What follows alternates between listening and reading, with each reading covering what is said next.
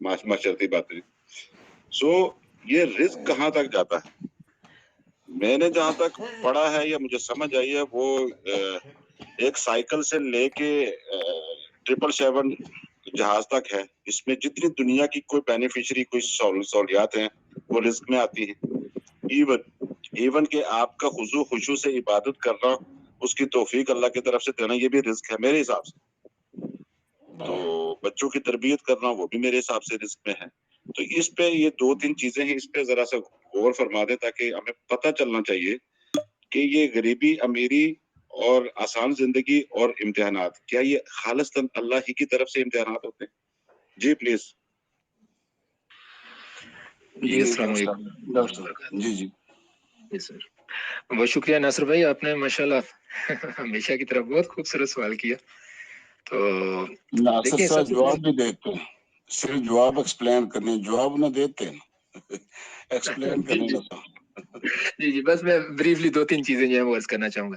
देखिए हमें सबसे पहले तो एक चीज अपने जहन में रखनी है कि हमारा यहाँ दुनिया के अंदर आने का मकसद क्या है। अल्लाह तबारक व तआला ने फरमाया कि मैंने मौत को और जिंदगी को इसलिए पैदा फरमाया है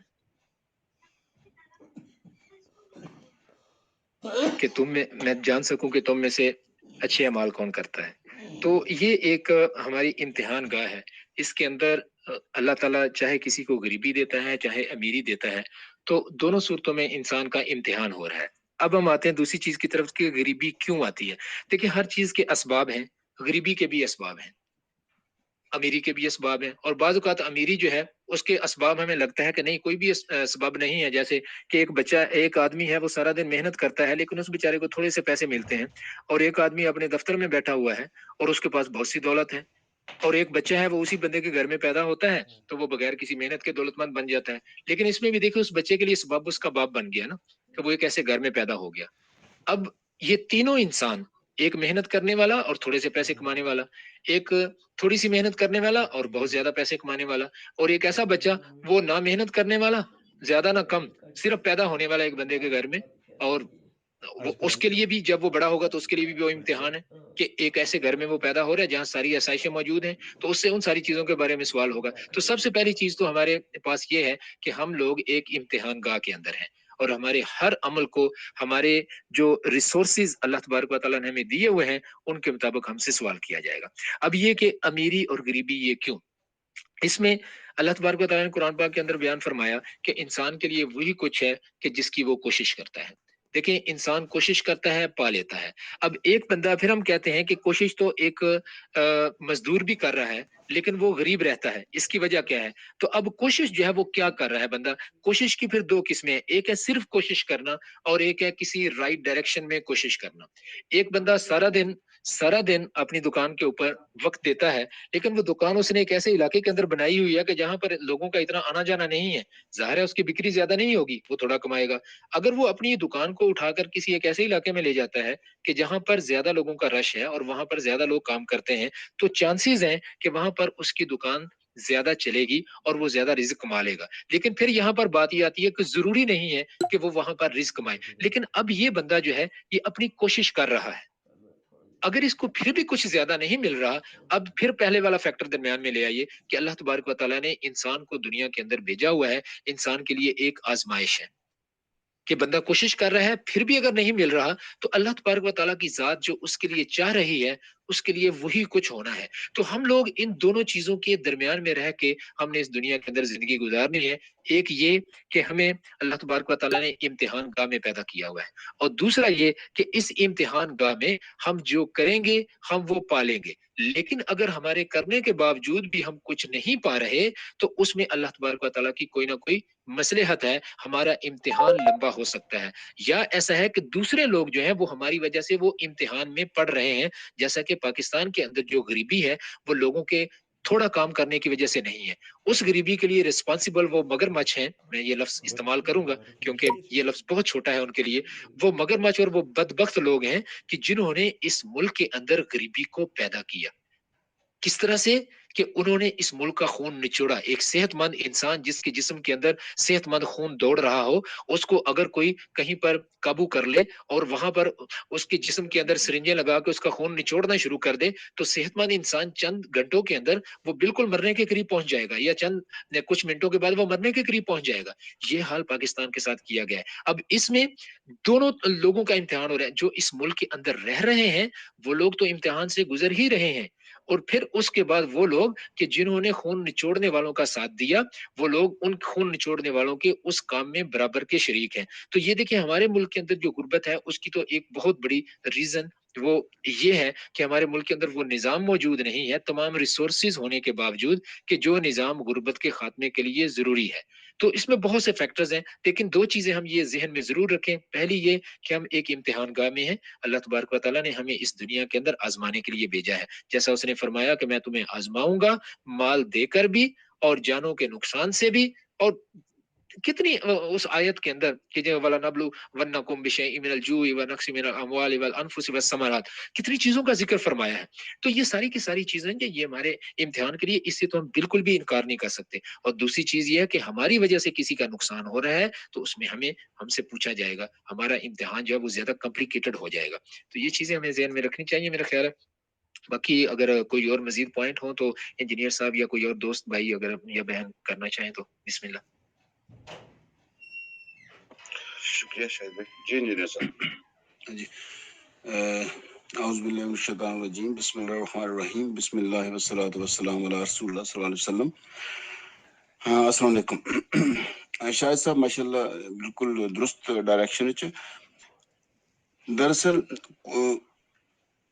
रिज्क और दुनिया में गरीबी जो है, इसकी जो रीजन है, एक तो कुरान में भी बता दी गया, दूसरा आप सल्लल्लाहु अलैहि वसल्लम की जो तालीमात हैं और आप सल्लल्लाहु अलैहि वसल्लम के मुख्तलिफ इरशादात जो हैं, उससे भी जो है हमें पता चलता है कि क्या करना है। दो चीजें नहीं हमें भूलनी चाहिए। शायद साहब ने बता दी है, लेकिन एक और चीज कुरान पाक में कहा कि लैसल इंसान इल्ला मा सा, कि इंसान को वो जरूर मिलेगा जिसकी वो कोशिश करेगा। अब देखना यह है कि शायद साहब ने बता दिया कि कोशिश का लेवल जो है वो मैटर करेगा, कि किस लेवल की, किस डायरेक्शन की, हाईली डायरेक्शनल है या लो डायरेक्शनल है या ओरिएंटेड है। अगर तो एफर्ट इस इन तीन फेजेस में फाल करती है, तो जो ओरिएंटेड है वो लोएस्ट पॉसिबल है, और लोअर डायरेक्टर जो है वो मीडियम के ऊपर फाल करती है, और हाईली डायरेक्शनल जो एफर्ट्स जो होती हैं वो टारगेटेड होती हैं। तो उससे जिस तरह के हमारे जो ग्रुप हैं, ग्रोह हैं, बड़े बड़े माफियाज हैं, वो जो देखें मैनेज करके जो चीजों को इकट्ठा करते हैं और उससे बड़े बड़े निकालते हैं। जैसे फैसल रजा आब्दी का मैं इंटरव्यू सुन रहा था, तो वो कहता है कि अभी जो टैंकर आना है यूक्रेन से गंदम का पाकिस्तान की बंदरगाह के ऊपर, वो कहता है 63 जो करोड़ डॉलर जो है ना, उसमें से जो है ना ये माफिया कमा रहा है, और उसके जीरो ड्यूटी के ऊपर जो है ना वो उन्होंने वो कीमत बढ़ा के लगाई है कि अगर $15 हो तो उसके ऊपर $215 लगा दी। तो बात दरअसल ये है कि जो ग्रो या माफिया जो हैं वो किसी को बता के काम नहीं करते, वो मैनेज करते हैं और वो हिडन होते हैं। जिस तरह एक हिडन इकोनॉमी की बात की जाती है जो गवर्नमेंट के पैरल चलती है, तो वो गवर्नमेंट को भी बाज़ औक़ात उसका पता नहीं होता, वो एक खास मौके के ऊपर बाहर सामने आती है। तो इस तरह के जो अवामल हैं, ये तो हुआ है कि मैनेज करके लोगों को गुर्बत की तरफ धकेलना।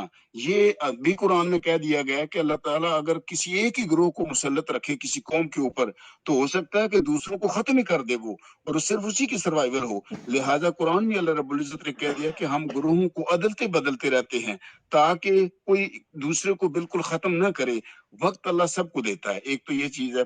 दूसरा ये है ना कि रिज्क के मामले में अल्लाह ताला ने ये भी कह दिया है कि मैं चाहूं तो नाप तोल के दूं, चाहूं तो बेहिसाब दूं। ये कुदरत ने अपना एक फैसला, कि हो सकता है कि कुछ लोगों को रब ने नाप तोल का फैसला अगर कर लिया है, तो उनको फिर वो जचा तुला ही मिलेगा। वो एफर्ट करें तो वो फ्यूटाइल हो जाएगी।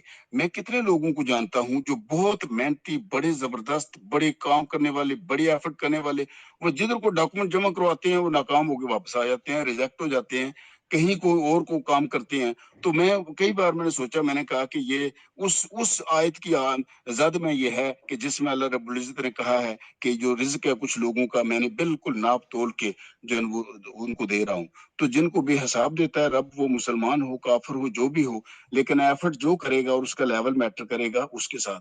دوسرا جو ہے نا یہ دنیا واقعی جو ہے نا یہ اس لیے نہیں تھی کہ یہاں کمایا جائے اور اکٹھا کیا جائے اور اس کو کھایا جائے اور لوٹا جائے، ایسا نہیں تھا، لیکن یہ بنا لیا گیا ہے۔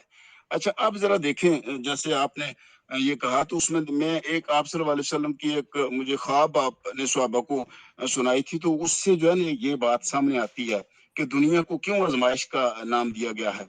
آپ صلی اللہ علیہ وسلم نے صحابہ کو ایک بار کہا کہ میں نے آج رات کو خواب دیکھا ہے اور قیامت کا سماں ہوتا ہے اور میں میدان حشر میں کھڑا ہوتا ہوں اور میں فوراً سوچتا ہوں کہ حضرت ابوبکر صدیق کدھر ہے، مجھے نظر نہیں آ رہے، عمر رضی اللہ عنہ کدھر ہے، میں نظر نہیں آ رہے، عبد الرحمن بن عوف کدھر ہے، نظر نہیں آ رہے، تو میں ادھر ادھر نگاہ دوڑاتا ہوں تو تھوڑی دیر بعد ابوبکر صدیق مجھے نظر آ جاتے ہیں، اور میں کافی کوشش کرتا ہوں، تلاش کرتا ہوں، تو پھر مجھے عمر نظر آ جاتے ہیں، لیکن میں بہت ہی کوشش کرتا ہوں، بڑی دیر تک تگدو کرتا ہوں، میری خواہش ہوتی ہے کہ عبد الرحمن بن عوف رضی اللہ عنہ مجھے مل جائیں، تو میں پھر دیکھتا ہوں کہ مجھے دور وہ نظر آتے ہیں، پسینے میں شرابور اور وہ پریشان۔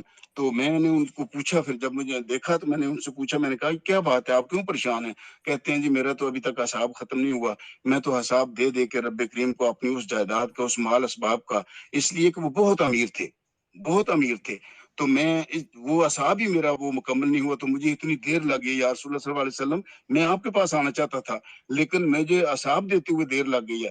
تو جب انہوں نے یہ سنا آپ صلی اللہ علیہ وسلم کا خواب، تو وہ سچ مچ پریشان ہو گئے، ان کو پسینہ آ گیا، آنکھوں میں آنسو آ گئے، انہوں نے کہا یا رسول اللہ صلی اللہ علیہ وسلم اب تو ہم زندہ ہیں، تو اس کا مطلب یہ ہوا کہ وہاں جو اصحاب ہوگا آپ کا خواب ہے، تو کیا کریں؟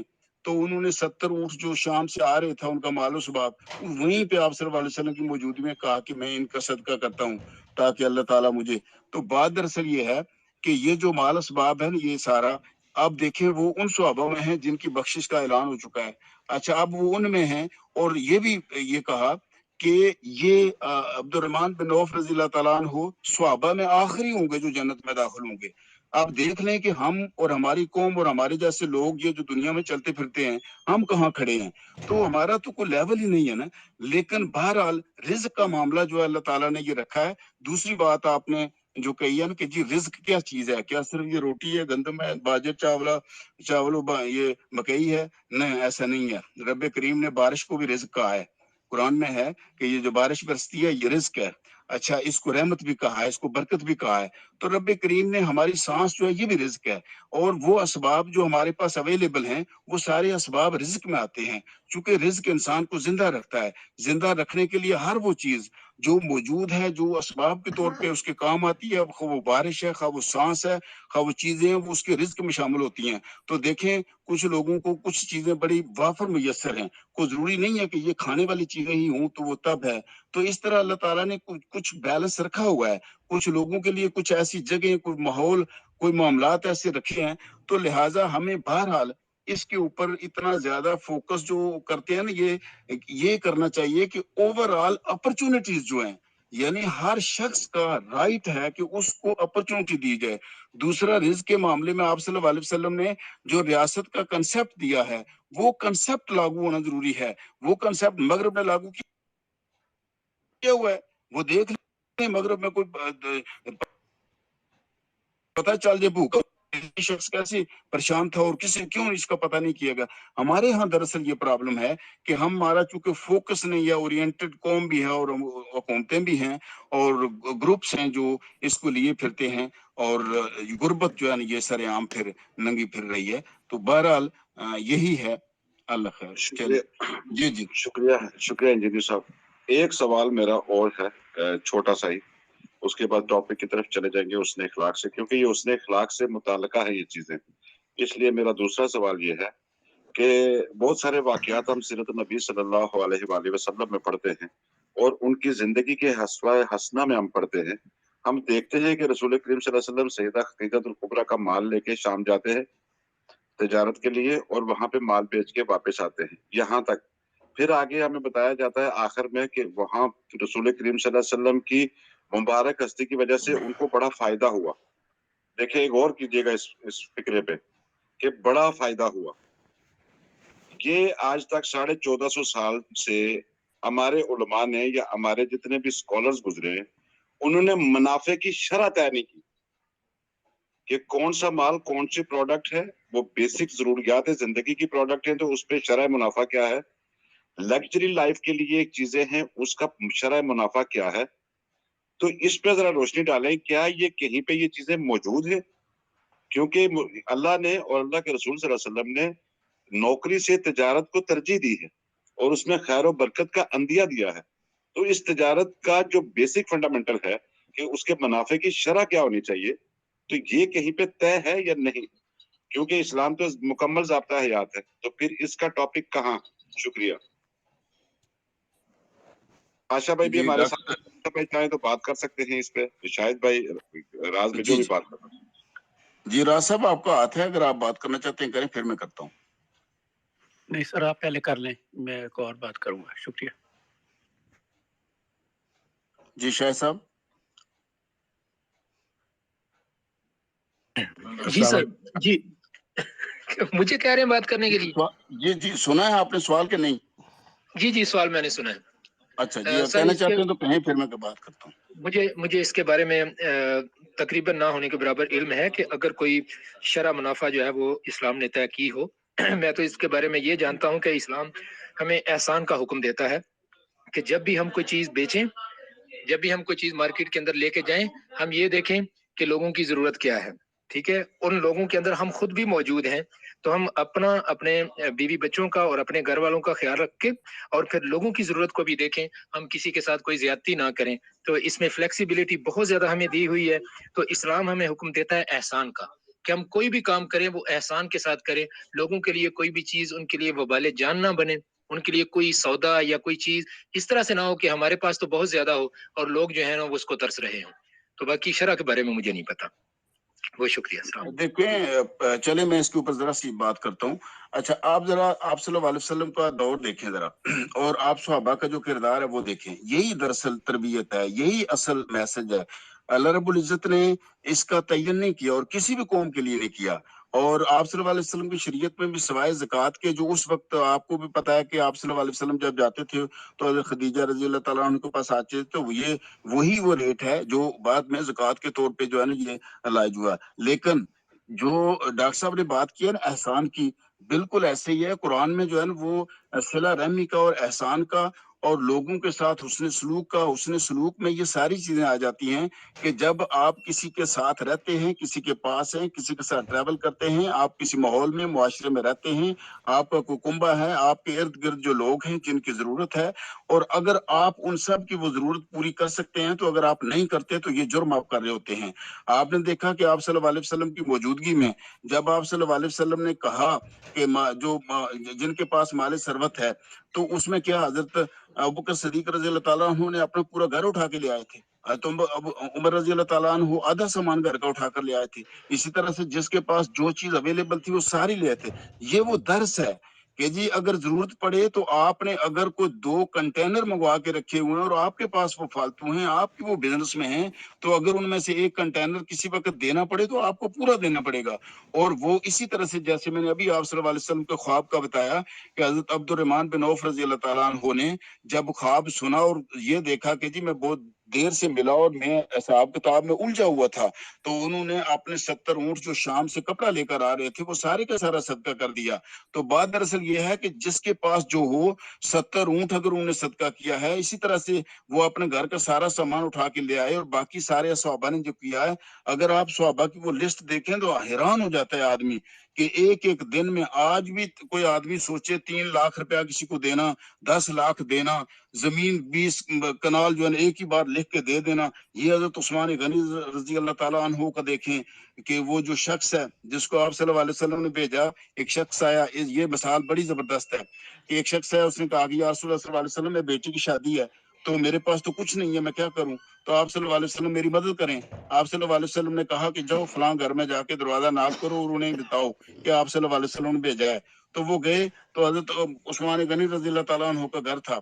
दरवाजे पर गए तो अंदर बहस हो रही थी कि ये आज रात तेल जो है, ये जो दिया जलता रहा है, इसका तेल जो है इसका हिसाब कौन देगा, क्यों जलता रहा है, ये नहीं जलना चाहिए था। तो वो ये सुनकर उन्होंने कहा कि जी ये जो 2 पैसे के तेल के ऊपर बहस कर रहे हैं, ये मेरी बेटी की शादी के लिए क्या मुझे देंगे? तो वो वापस चल दिए। लेकिन फिर जब वापस हुआ तो जहन में आया कि मुझे तो आप सल्लल्लाहु अलैहि वसल्लम ने भेजा है, ये तो मैं नहीं जा सकता। फिर वापस आए, फिर ना किया, तो उन्हें सिर्फ कहा कि जी मुझे आप सल्लल्लाहु अलैहि वसल्लम ने भेजा और मेरी बेटी की शादी है, اندر گئے, اشرفی کی تھیلی لائے, دی, پھر واپس گئے, پھر واپس جب گئے تو دوبارہ پھر ایک اور اٹھا کے اس کو روکا اور پھر دوسری تھیلی اس کو دی, پھر واپس گئے اندر, پھر واپس ایک تیسری تھیلی اٹھا کر لے آئے. وہ مطمئن نہیں ہو رہے تھے کہ مجھے آپ صلی اللہ علیہ وسلم نے بندہ میرے پاس بھیجا ہے, تو ان کے شایان شان میں کیا کروں. تو جب وہ تیسری تھیلی دی تو وہ بندہ پریشان, اس نے کہا کہ جی میری نہیں ضرورت, میری ایک ہی کافی تھی, آپ کیوں مجھے یہ 2 دے رہے ہیں. تو انہوں نے کہا تھا کہ آپ کو پتہ نہیں ہے کہ آپ کو کس نے بھیجا ہے. اور پھر انہوں نے کہا مجھے ایک بات کا جواب دیں. انہوں نے کہا کہ آپ رات جلنے والے تیل کے, صرف ایک رات کے دیے کے تیل کے اوپر گھر میں بھینس اور بچوں کو ڈانٹ رہے تھے اور مجھے 3 اشرفیوں کی تھیلیاں تھما دی, یہ کیا ماجرا ہے. تو انہوں نے کہا کہ یہ جو میں نے تجھے دی ہے مجھے اس کا حساب نہیں دینا, یہ اللہ کا معاملہ ہوا, لیکن وہ جو رات کو تیل جلایا اس کا مجھے اللہ کو حساب دینا ہے. تو بات دراصل یہ ہے کہ اسلام میں جو ہے نا یہی نقطہ نظر ہے کہ ہم ضرورت مند جو ہے ان کی ضرورت سے بھی زیادہ دے سکتے ہیں جس کے پاس ہے. صرف ہمیں سکھایا نہیں گیا, سوسائٹی میں کھونا سکھایا گیا ہے. ابھی تک ہماری حکومتیں, ہمارے قانون اور ہمارے ظلم اور ہمارے بڑے جو ہیں یہ کسی کو دینا سکھا ہی نہیں سکے, نہ ترویج کر سکے ہیں. یہ بڑا المیہ ہے, ورنہ آپ نصیحت کو دیکھیں تو یہی جو مثالیں ہیں اسی وجہ سے کوئی ریٹ مقرر نہیں ہوا. اگر ریٹ مقرر ہوتا تو پھر تو غریب ہو جاتا, کسی کو خیال ہی نہ کرتا. اب ریٹ مقرر نہ ہونے کی وجہ سے جس کا دل آتا ہے کہ میں 1 لاکھ نہیں میں 2 لاکھ دے دوں, تو کوئی لوگ جو ہے نا 2 کی جگہ 10 لاکھ بھی دینے کے لیے تیار ہو جاتے ہیں. اگر ریٹ مقرر ہوتا تو پھر تو یہی بات ہو جاتی. آپ دیکھیں نا زکوٰۃ کا 2.5% ہے, تو 2.5% دے کے لوگ مطمئن ہو جاتے ہیں, حالانکہ 2.5% دے کے ہم کچھ نہیں کر رہے ہوتے, ہم تو صرف اپنی جان چھڑا رہے ہوتے ہیں, مال کو پاک کر رہے ہوتے ہیں. اصل تو دینا وہ ہے جو اس 2.5% سے اوپر آپ دیتے ہیں, اس سے 10% اوپر دیں تو پھر اصل بات بنے.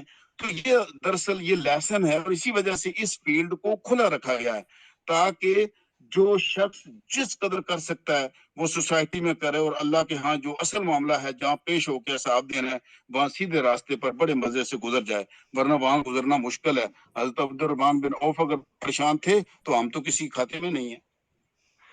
چلیں شکریہ. آپ کی بات سے یہی بات پتہ چلی کہ اسلام منافق کی شرح طے نہیں کرتا لیکن چیریٹی کا حکم دیتا ہے. ٹھیک ہو گیا, سمجھ آ گئی بات. جی پاشا بھائی, آپ کچھ کہنا چاہتے ہیں؟ جی السلام علیکم. جزاک اللہ, سب نے بہت اچھا بولا ماشاءاللہ, شاہد بھائی نے بھی, انجینئر صاحب نے بھی. اور آپ کے 2 کوشچنس میں نے سنے, دونوں بڑے زبردست کوشچنس تھے. دیکھیں جی, یہ معاملات سارے یہ اللہ تعالیٰ نے بار بار کہا ہے کہ تم غور و فکر کم کرتے. تو غور و فکر کا مطلب یہ ہے کہ you literally have to go in the depth of it, کہ انسانی ضروریات کیا ہیں. اللہ پاک کہتا ہے the simpler the life is, the better it is, no matter where in the world you are living. یا آپ کا فائنینشیل اسٹیٹس کیا ہے, یا آپ کا ایجوکیشن اسٹیٹس کیا ہے, یا آپ کی صحت کیا ہے, یہ اللہ پاک نے صاف صاف قرآن شریف میں لکھا ہوا ہے. اور جن چیزوں کی آپ بات کر رہے تھے وہ تمام دنیاوی چیزیں ہیں. دنیاوی چیزوں میں جب انسان گھس جاتا ہے نا تو اس کا مطلب یہ کہ اس کو سکون نہیں ملتا. دیر از اے ریزن, اللہ تعالیٰ نے یہ بھی قرآن شریف میں کہا ہے کہ تم نے دنیا میں بڑی محنت کی ہے, بڑی مشقت کی ہے. محنت مشقت کا مطلب ہے کہ تم نے مجھے راضی کرنے کے لیے اپنی بہت ساری خواہشات کو دور رکھا, مجھ سے اپنے آپ سے دور رکھا جن کا تمہارا دل کرتا تھا, کیونکہ اللہ نے کریٹ کیا وہی معاملہ. اور خدا چاہتا تو وہ سب کو ہی نیک بنا دیتا, لیکن اس سے فرق کرنے کے لیے ساری چیزیں بنائی ہوئی ہیں. جس سے دن اور رات ایک برابر نہیں ہو سکتی, اندھا اور جو ہے آنکھوں والا برابر نہیں ہو سکتے. یہ قرآن شریف میں صاف صاف لکھا ہوا اس چیز کا. اور اس کے بعد جناب آپ اگر آپ دیکھیں سورہ الحدید کی جو ہے نا وہ آیت نمبر ہے 20, اس کے اندر صاف صاف رب العالمین نے لکھی ہے کہ دنیا کی زندگی جو ہے نا یہ محض کھیل تماشا, زینت, آرائش اور آپس میں فخر و ستائش کے علاوہ اور تو کچھ بھی نہیں ہے. دھوکے کا سامان ہے سارا کچھ.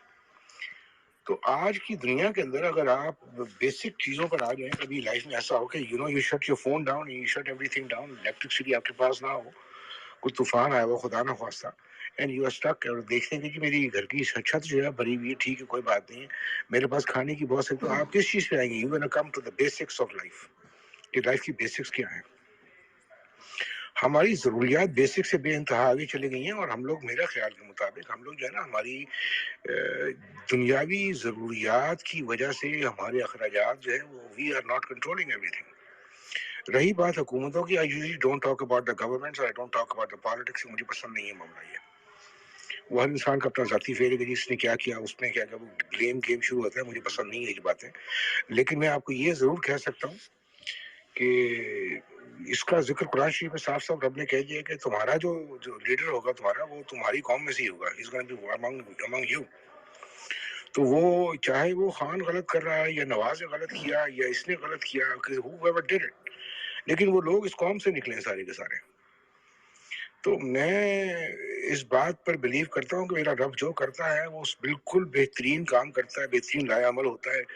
کچھ چیزوں کو, کچھ باتیں, ہماری انسان کی نفسیات یہ ہے کہ ہمیں جو چیز چاہیے نا, ہماری چھوٹی سی عقل یہ کہتی ہے کہ میرے رب جو میں کہہ رہا ہوں وہ کر دے, جبکہ اللہ کو پتا ہوتا ہے کہ آپ کے لیے کون سی چیز کس وقت بہتر ہے. We have seen this over years and years کہ ہمارے ساتھ کئی لوگ بڑے اچھے ہوتے ہیں, اس کے بعد وہی لوگ آپ کو دھوکہ بھی دیتے ہیں, آپ کو باتیں بھی کرتے ہیں, سب کچھ کرتے ہیں, but at the end of the day we learn our lessons. تو جب تک کہ انسان لیسنس کو لرن کرتا رہے نا, تو میرا خیال معاملات زندگی کے بہت آسان رہتے ہیں. اٹس ناٹ دیٹ ڈیفیکلٹ کہ آپ نہ کریں, کیونکہ وہ وہی بات رزق کی, تو رزق تو ہم ایک دوسرے کا رزق بیٹھے ہیں اس وقت الحمدللہ. ہم مختلف اپنے گھر کے حالات, مختلف صحتوں کے حساب سے, مختلف زبانوں کے مختلف علاقوں میں اپنی اپنی ضروریات کے مطابق اپنی اپنی آزمائشوں کے ساتھ ہم بیٹھے ایک دوسرے سے بات کر رہے ہیں. تو اللہ نے ہمیں ایک دوسرے کا رزق ہی بنا کے بھیجا ہے نا. تو یہ رزق نہیں ہے تو اور کیا ہے. رہی بات کھانے پینے کی, تو ٹھیک ہے, جب ہاں مقابلے شروع ہو جائیں گے دنیاوی, تو وہاں پہ تو انسان جو وہ تو وہاں پہ شیطان کا جو قبضہ ہوتا ہے نا, وہ قبضہ شروع ہونا شروع ہو جاتا ہے. وہ آپ کو اکساتا ہے ان چیزوں کی طرف جس سے آپس میں اختلافات پیدا ہو جائیں.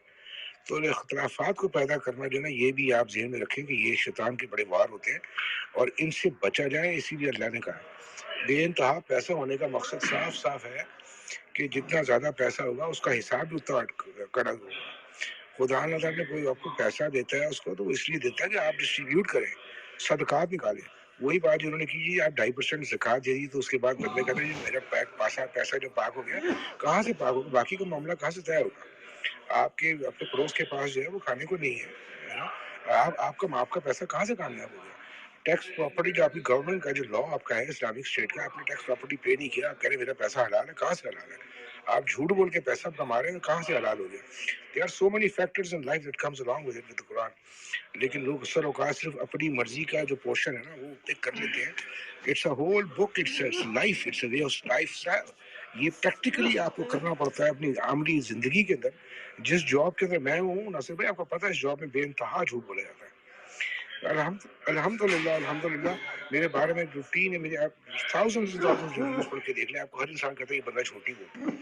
میں نے فیصلہ کیا میں جھوٹ نہیں بولوں گا, میں بچپن سے فیصلہ کیا ہوا تھا یہ نہ میں جھوٹ بولوں گا. جب جھوٹ بولوں گا تو میں ڈرتا اس بات سے ہوں اس ایج میں خاص طور سے کہ میری اس بات سے کسی کی حق تلفی نہ ہو جائے. مجھے اپنے خدا سے ڈر اس لیے لگتا ہے بہت زیادہ کہ شاید, اور باقی میں اپنے رزق, اللہ نے رزق تو آپ کو اتنا ہی دینا ہے جتنا آپ کے نصیب مقدر میں ہے, اس کو آپ حلال کر لیں حرام کر لیں, چوائس آپ کی ہے. He has given you the mind. So there is a reason behind it کہ اللہ آپ سے کہتا ہے کہ مجھ سے جو ہے توبہ مانگتے رہو, استغفار کرتے رہو, ذکر الہی کرتے رہیں گے, تسبیحات کرتے رہیں گے, تو شیطان آپ کے پاس نہیں آ سکتا. ذہنوں میں خیال آتے ہیں, of course we are human beings, ہمارے ذہن میں ایسا ہوتا ہے کہ آپ پر شیطان کے حملے ہوتے ہیں, وہ اکساتا ہے آپ کو ان چیزوں کی طرف, آپ سے جھگڑے کرواتا ہے. چہرے مختلف خدا نے بنائے انسانوں کے, مختلف صحتیں بنائی, مختلف حالات بنائے. میرے پروردگار نے کہا at the end of the day when you really look down to everything, اور آپ بیٹھے نماز پڑھ رہے ہوں اور آپ سوچیں کہ یار نہ تو میں اپنی بیگم کو جانتا تھا, نہ اس بیگم کہی کہ میں اپنے شوہر کو جانتی تھی. مجھے خدا نے اولاد دی, کسی کو اولاد نہیں دی, کسی کو پیسہ دیا, کسی کو پیسہ نہیں دیا, کسی کو صحت دی تو بے انتہا کچھ دے دیا, کسی کو سارا کچھ ہی نہیں دیا. تو اس کے جواب ہی اللہ پاک نے کہہ دیا کہ جو چیزوں پہ تم صبر کر جاتے ہو اس کا میں تمہیں اس سے کئی درجہ دوں گا. اور ایک وقت وہ بھی آئے گا کہ انسان یہ دعا کرتا ہوگا آخرت میں کہ یا پروردگار مجھے تو دنیا میں کچھ بھی نہ دیتا, مجھے سارا کچھ ہی آخرت میں دے دیتا, کاش مجھے کچھ بھی نہ ملتا دنیا کے اندر. تو یہ باتیں ذہن میں رکھیں, یہ goes a long very depth conversation. لیکن اس کی انٹینسٹی جب آپ کو فیل ہوتی ہے, جب کہ آپ literally you start thinking. I look at the leaves, اس وقت جو ہے ونٹر چل رہا ہے, ٹھنڈی ہوائیں, کبھی موسم کبھی کیسا, جناب پتے گر چکے ہیں, یہ سب چیزیں قرآن میں ذکر ہے ان چیزوں کا. لیکن اکثر اوقات ہوتا یہ کہ we are so caught up with the world. ابھی آپ اس وقت دیکھ لیں, آپ لوٹر کی کوئی اسپیس اٹھا کے دیکھ لیں, there is a competition going on, there is an argument going on کہ میں جو کہہ رہا ہوں وہ ٹھیک کہہ رہا ہوں, میرا لیڈر ٹھیک ہے. یعنی کہ ایک ایسی جنگ شروع ہو چکی ہے نفسا نفسی کی کہ جس میں کھلم کھلا تضاد, اور ان کو روز محشر کے ان کا اندازہ ہی نہیں ہے. انہیں پتہ ہی نہیں ہے, لوگوں کو ان کا خیال وہاں جاتا ہی نہیں ہے کہ یار میں بھی I'll be in قبر in the next 5 minutes, کہ میری جان نکل جائے, پھر میں اپنے رب کو کس منہ سے دکھاؤں گا اپنا چہرہ. تو وہ پریکٹیکلی چیزیں جب تک ہم ان چیز میں انوالو نہیں ہوں گے, اور میرے خدا نے چاہا, آپ یقین مانیے کہ رب نے اسی لیے رکھا ہے. جو اللہ سے کیوں ہدایت مانگتے ہیں؟ ہدایت ہمیشہ مانگتے رہیں، کیونکہ اس نے کہا جو مجھ سے اپنے تہہ دل سے ہدایت مانگے گا نا، تہہ دل سے ہدایت مانگے گا، خالی زبانی کلامی نہیں، تہہ دل سے جو بات مانے گا، میرے اللہ نے کہا ہے، تو پروردگار اس کو ہدایت ضرور دے گا، کیونکہ اس کا وعدہ ہے کہ میں تمہاری دعا کو رد نہیں کروں گا.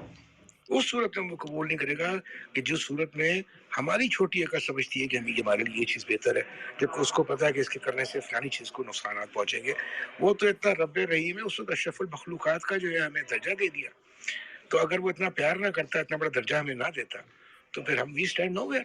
ہم میں سے جتنے بھی لوگ ہیں بیٹھے ہوئے، doesn't matter how much money we got, doesn't matter who we are, ہماری کتنی ایجوکیشن ہے، ہماری کتنی بڑی چیزیں ہیں، لیکن ایک سانس کی مار ہے صرف.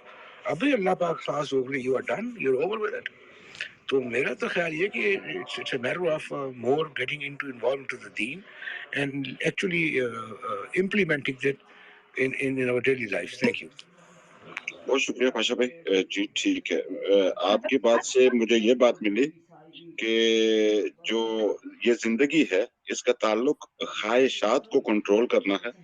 اصل میں انسان کا جو بزرگ ہیں، جو ابو الانسان ہیں، ان کا جو ٹرانزیشنل ٹائم گزرا ہے ایک جنت میں، تو وہاں سے ٹرانزٹ انہوں نے کلیئر کر کے جو اس زمین پہ آئے، روئے زمین پہ، بابا آدم اور اما ہوا، تو اس جنت میں ان کی خواہشات کی تکمیل ہوئی تھی ایکچولی.